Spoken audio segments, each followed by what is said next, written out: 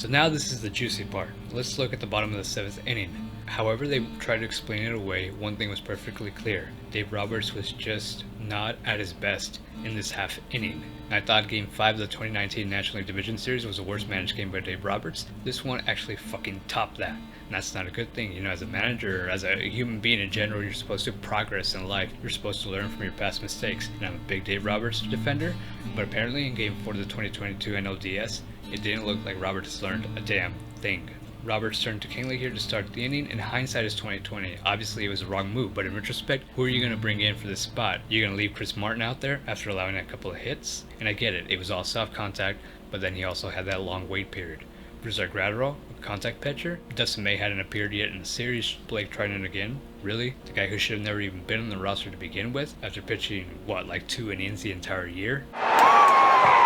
Heaney was unavailable, of course, after his gutsy performance in Game 3. That's kind of the risk you take when you only have one true lefty reliever on your roster, no Price, no Ferguson. You could argue Phillips should have been in there from the beginning, but is also the bottom of the lineup. Ideally, you'd want him in there for Soto Machado, the big dogs, and I'll get back to that, I promise.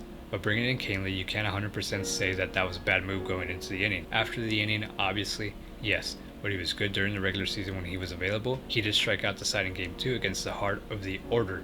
You would think he could handle the bottom of the order up by 3 runs. Everything looks set up perfectly for Kahnle to have success, which is what the Dodgers preach. Put your guys in positions to succeed. Kahnle just wasn't on, especially that changeup, which he throws 75% of the time. I'll get back to why he wasn't on his A game in a bit, but you see here, it's a horrible changeup. He doesn't have it. Everyone knows he doesn't have it. So he walks Profile here. Will Smith goes out there with Max Muncy, basically telling him, hey you, don't fuck it up. And he fucks it up. Makes a horrible pitch, lines it in the center. That's a trap, nice trap by Thompson, but honestly, not having Bellinger out there hurt them. When Thompson made that catch earlier in Game 4, everyone was like, oh, he's a better defender than Bellinger. And it was a nice catch, I admit it, but look at the context of that. That catch Bellinger makes standing up, I guarantee you. There's a good chance that Bellinger doesn't just trap this ball off the bat of Grisham. There's a good chance he makes that catch as well, and who knows, maybe prevents that big 7th inning from happening. So I don't know what Dave Roberts was thinking when he put out that lineup, because Thompson isn't even that fast. So to cover that big center field, if you're choosing Thompson over Bellinger, I'm sorry, but something's not computing there. And about Bellinger, he sucked all year. I don't know if they'll non-tender him or not. I'm actually of the opinion that they should, but I will say this. If you think a 32-year-old Trayce Thompson and his 36.5% strikeout rate is the answer in center field next season, or anywhere for that matter, I'm sorry, but you just don't live in reality. So Kahnle starts Nola off with the fastball up, plays that changeup off that fastball. There you see Yency Almonte warming up. Maybe he could have come in to start the inning. Who knows? You see Nola foul off that fastball. You saw the shift earlier. Freeman is holding the runner, and then this weird hit to the right side is hit so softly, but Freeman is playing in because he's holding the runner. I've never been a fan of that, of the first baseman holding the runner throughout the entire at bat, especially with 2 strikes, and especially when, let's be honest, Kahnle isn't going to pick anyone off. So Freeman is forced to play around the bag, and he doesn't have much room to cover a lot of ground. And so it's a weird hit like this one by Nola. It's going to get past Freeman. And you see Kahnle, he doesn't know what the hell he's doing. He doesn't know where the ball's going. He gets late to the bag. I don't know if Lux would have had the chance to get Nola out, but one thing's clear. Kahnle's not all there right now, and now he's literally not going to be in there as Roberts goes to the pin. Monte comes in, immediately arguing with the umpire. Here, Kim shows bunt. Doesn't show bunt here, but he check swings. They're still thinking he's going to bunt. Big swing and a miss, big hack. He doesn't bunt. Then he does something the Dodgers didn't do. He adjusts. He shortens that swing, and he just chops it past Max Muncy. It's a weird hit, but it works. It drives in the runner, Grisham. You see Kim, he's just so happy. Look at that. And Dave Roberts, yeah, that big swing of the first sinker is a really good sinker. The other one cut a little bit too much to the plate, but he knows that's what Almonte was going back to because he just swung and missed so terribly. He's a smart hitter. He shortens up and just chops it. Soto's up. Almonte's, he's not thinking right there. He's trying to listen to pitch comp. You see as he taps his hat. It's just he shouldn't be in there. That's the honest truth. He's not prepared for that situation. First pitch low, good take by Soto. Other hitters swing at that. See there, he calls time. It's just he's just not on his A game right now. Beat LA. Next pitch, fastball up and away. Horrible pitch. Not so horrible for Soto. He likes it. He knows what he's coming back with. Another fastball to get a strike. Same fastball that's running right in that same plane. Whacks into right field. See, that guy likes it. That guy doesn't like it. Just Soto. I mean, he just does what Juan Soto does. He lives for this moment. Mark Pryor's giving him a, yeah, let's go. Luis Capensano saying, let's go. He got arrested for weed in Georgia. I just wanted to say that. I've played this like so many times, I still don't know what he said.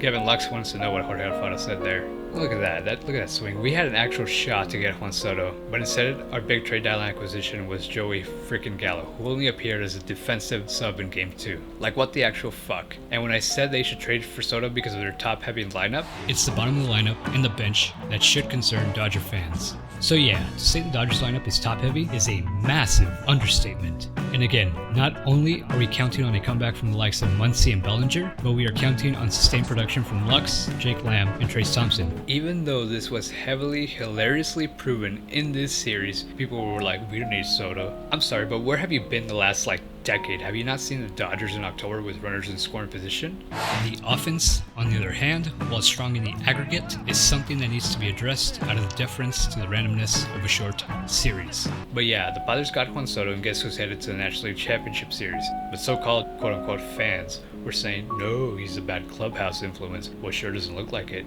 Ask Trea Turner if he thinks Juan Soto is a bad clubhouse influence. Ask the Padres if they don't think that he's a team player. Ask Dave Roberts right there if he doesn't think Juan Soto is a team player. Thumbs up to Almonte, but he knows he's fucked. Kahnle knows he's fucked too. I actually like this matchup. Almonte with that sweeping slider low and away to Machado. It actually backs up here, but it works out. Fastball, sinker up and in, pops it up. Freeman, a nice play to retire Drury right there, and heads up play. And then right here, this is where things really get out of hand. You see Cronenworth show bunt. Almonte should have never made that pitch. Dodgers know he should have never made that pitch. Now the media wants to create their own narrative and say that Vesia wasn't warmed up. Vesia himself said that he was warmed up, but then Austin Barnes says that they sent a sign to Almonte to Lava throw to first to buy time for Vesia to warm up. But instead of throwing to first, you saw there, Almonte pitches ball 1 low. There's the first time we see Alex Vesia warm up, a 1-0 count. I don't know if that's when he actually got up. That's the first time that Fox showed him warming up. So Roberts called all this a lack of communication, whatever it was. Obviously, Almonte should have never made that pitch. And then they have to take him out in the middle of the bag. There you see Vesia coming in. You know, there's this thing called a mound visit that Barnes could have used, or Smith could have used, before he threw the pitch. Or Almonte could have stepped off, or someone could have yelled, hey, you big dumbass, don't throw another fucking pitch. We're waiting for Vesia to warm up. And Vesia comes in. I don't know if he's lying. I don't know if he's trying to be a team player and back Dave Roberts up when he said that he was warm, but it didn't look like he was warm. Look, there's a fastball. Remember that fastball? That's called a strike right there. Remember, they called that similar pitch a strike to Betts. Fastball here fouls it off. There's another fastball. That's actually more similar to the Betts pitch. That's actually closer to the plate, but the home plate umpire is just inconsistent. It's not the reason Dodgers lost, but he was just kind of inconsistent, and that could have been strike 3. Could have gotten Dodgers out of the inning, tied 3-3. Who knows? All I know is that wasn't the best home plate umpire of that series. Hashtag robot umps. There you see Juan Soto steal second there. He more like danced his way to second. And I know I was mad too at first, but that just shows you where the Dodgers' heads were at. But also looking at it again, the Dodgers are kind of caught in no man's land here. Like Tom Verducci said on the broadcast, the infielders are taught not to diverge from their position with 2 outs and a runner at third in that spot because it opens up a big hole. And then think about this, Will Smith doesn't have the strongest arm. By catcher pop time, he's above average, but not the fastest by any means. If he throws to second and no one's there or the throw is late, guess what? Kim at third, he's coming home. He's one of the fastest guys they have out there. With the way that inning was rallying for the Dodgers, damn straight he's coming home on that play. And then it turns into a circus out there because you know what? It's the Dodgers. When they lose, at least they make it entertaining. I see the next pitch here, all fastballs. He got a good swing on the second fastball, so Cronenworth is really timing it up, and he knows he's going to come back with a slider. You see, you want a slider out of the zone. You see where Will Smith set up, that's way out of the zone. You got too much to the plate. You want that sweeper slider like Kahnle did, that Cronenworth swung and missed. Vesia's not fooling anybody. Cronenworth knows what's coming. He knows exactly where it's coming, and he whacks it into center field. And the slider it was just not Vesia's pitch that night. Hats off to Cronenworth. I mean, he grinded some pitches, not just in that at-bat, but throughout the entire series. I mean, I swear, every time he was up there, he was just seeing pitch after pitch. He was wearing down Dodger pitching. He should have been one of the guys the Dodgers circled and said, we weren't going to let this guy beat us. Well, he beat them. So if you didn't get a bad feeling before that at-bat like I did, you're just not paying attention. And talking about not paying attention, Trayce tries to throw Soto out at the plate, which just wasn't happening. An actual center fielder knows that Cronenworth, who's a very smart base runner, will go to second on any throw home. This throw was so bad it didn't even reach home plate, it bounced off the mound. So that's just the kind of inning it was for the Dodgers. There you see Dave Roberts. In that moment, that shot, that's him probably fearing for his job security. Obviously, he's not going anywhere. But Roberts wouldn't have anything to worry about if we would actually brought in Evan Phillips, their best reliever all season long to face Soto and Machado. Their best reliever actually for the past calendar year. So where the fuck was he in that disaster of a 7th inning? Your best strikeout guy, your best reliever, arguably should have been an all-star this year, and he's nowhere to be found, especially with that heart of the order coming up. And I get it, the more times you see a guy, especially in a short series, the better reads that hitter starts to get off them. But the Dodgers were doing this all series long. Why change things now? And then there's the other part of that equation. That's why they took out Julio Urias in game 1, right? I mean, all year long, they didn't really let him go out there after 5 innings. They rarely let him pitch in the 7th inning, and every time the response from management was they were watching his workload, presumably for the postseason, when they were going to let him showcase why he should have been an all-star these past 2 years, why he was and is their ace after everyone around him went down with injuries, why he has a shot at winning the Cy Young Award this season. Because this was finally the postseason that they were going to take the reins off. They were going to let him be Julio Urias. They were going to let him take down not only quantity innings, but quality innings as well. He could have given them at least one more inning, I'm sure of it, maybe 2 in game 1, and say that bullpen, maybe even the intangibles, grow confidence as a starter in the postseason. Clayton Kershaw, it's understandable why they took him out. He didn't have much command of his slider at the beginning of that game. He had a high pitch count after 5, but you know what? After the 3rd inning, he settled down. He grinded like the Hall of Fame pitcher he is, and he got outs. Now, he was never going to go past the 5th inning, but why let him work his way out of trouble and not Julio Urias when Urias is a decade younger, without the injury history, without the workload that Kershaw has? So why not build him for that? And who knows, maybe if Urias would have been given the opportunity to work deeper in game 1, the bullpen might have been sharper in game 2 after Kershaw, and maybe they win that game. Then Gonsolin in game 3, he just sucked. But it's kind of like that Spencer Strider thing. You weren't expecting much from him after missing all that time. But he was a gamer. He gave them 4 quality innings, but he too got taken out too early. I feel he could have given them 1 more inning, and as part of the problem of Dave Roberts' managing style, he manages every game like it's a do or die game 7 of the World Series, and just not how it works. This is game freaking 3 of the NLDS. Sometimes you just need pitchers to take down innings, even if you lose the game, and guess what? They took out Heaney, lost the game anyways because of their shitty offense. And then Anderson, he pitches the game of his life, and he deserves every penny that he's going to get this offseason because he did everything the Dodgers asked of him this year and more. He was a long reliever, he was a 4th starter, he was an all-star starter, and then he's here single-handedly keeping the Dodgers season alive. And they take him out when there's no logical reason to do so. And I know about the data 3rd time through the lineup, but it's not a one-size-fits-all. Nothing is. You have to apply context to it, and the context here is that he was stealing. In this game and all season long, Anderson has held the Padres at bay. And so this is a do or die game. So you do have to watch him carefully, yes, but you don't pull the plug on him just because you feel, and that's a feel thing, that's not a data thing, you feel he's going to mess things up. You have to trust him. There's a reason that these guys, the pitchers, the starting pitchers, are traditionally the highest paid players on your roster because they're supposed to have the greatest impact on the game, but they can't have much of an impact if you don't trust them. And one part that gets overlooked is that by taking out Heaney or Urias or Anderson or whoever is supposed to give you the bulk innings, that creates a domino effect.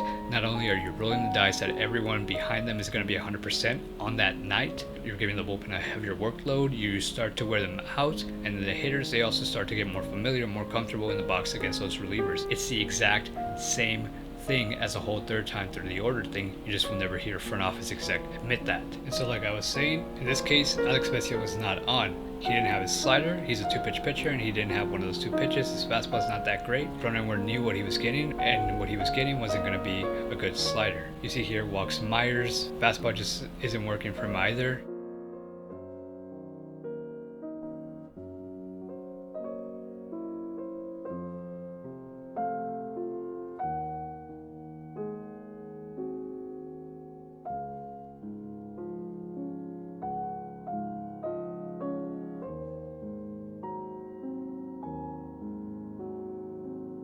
Then you see here, he throws a slider in, and look at him, he's finally thinking, oh, maybe I shouldn't throw that pitch anymore. And then Profar, the only way he gets out of the inning is Profar bails him out. So to recap, this 7th inning, it's not like they were necessarily getting hammered to death. They were kind of, for the most part, it was a mix, bloopers and hard base hits. But anyway, how the top of the 7th inning started with the walk, the bunt single, and almost erring the hit by pitch, it's almost like the universe was giving the Dodgers their opening. They wasted their opportunity. And then the universe is like, okay, I'll take it back, fuck the Dodgers, and they gave all the luck to the Padres in the bottom of that inning. And the worst part about all this, high leverage honey bun. He comes in an inning later and he strikes out the side. Like, what the actual fuck? Where was Evan Phillips in the most crucial 3-batter sequence of the entire joke that was the 2022 Dodgers season? Funny enough, Phillips actually did what I said the Dodgers should do, and that's get the guys out in front of Soto Machado. So the equation is twofold. You have to get the guys that you're supposed to get out. That includes Christian and Nola at the bottom of the lineup and Profar at the top. And so how does it all end? Mookie Betts, Trea Turner, and Freddie Freeman, the 3 highest paid position players on the Dodgers, they all strike out against Josh Hader. And it's almost poetic. It's like, Why couldn't our struggling reliever that we traded for do that? And by the way, I haven't really touched on this, but I will now that you see Trea Turner strike out. This is the guy that Dodger fans want to give $300 million to. Never mind that he's 29 going on 30, never mind the fact that his greatest asset, his speed, is one that has historically been proven by sheer volume of data to decline suddenly and decline massively. Never mind that he's not actually as great of a defender as people make him out to be.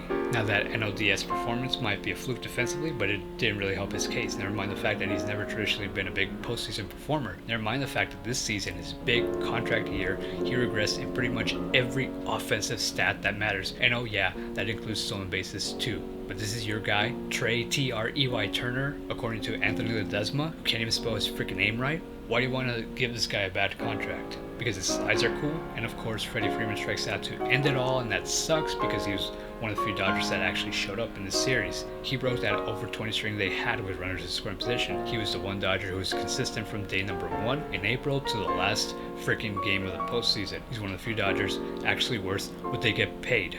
Anyways, that's it for me. I hope you liked my little rant. If you did, go ahead and hit that like button. If you didn't, I don't give a shit. This is my therapy, so I don't give a shit, really. I just hope the biggest takeaway for the Dodgers from all this is that they learn that maybe they don't need to front load other success into the regular season. Maybe next year, instead of coasting to the division, maybe instead of winning 111 games, who knows? Maybe they just go out there and win 110 games.